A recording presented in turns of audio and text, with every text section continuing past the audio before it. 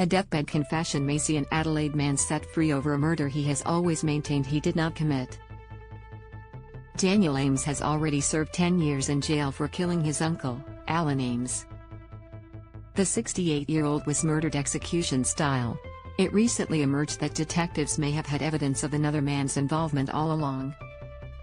Read more. I murdered Lachlan Gebhardt, how a confession to murder was ruled inadmissible. Daniel Ames was convicted, but there was no known motive or weapon ever found. He said that's because he didn't do it, and claims he now has proof.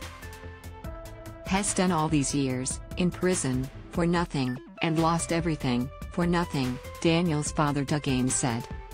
Daniel Ames did visit his uncle's cabin workshop on the fateful night in November 2009, when his uncle was involved in a methamphetamine trade.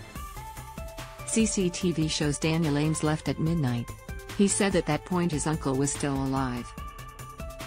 The bid for a new appeal of Daniel Ames' conviction centers on a third man, drug dealer Peter Logerwee, who died after Daniel was convicted. Read more. School playgrounds being used for terrorism recruitment. Home Affairs Minister warns Logerwee's friend, Craig Peterson, yesterday told a court of a bombshell deathbed confession, which he said no lawyers were willing to hear. Peter had told me about his involvement in the murder, Peterson said. I didn't think that anyone was taking this seriously. The court heard Logerwee made the same confession to his wife, and that recently a detective involved in the case handed over evidence that Logerwee may have been involved. Read more. Trump's top accountant to plead guilty, testify against former president's company. It's very difficult because it's related back to the family and it's broken up the family and it doesn't come together again, Doug Ames said.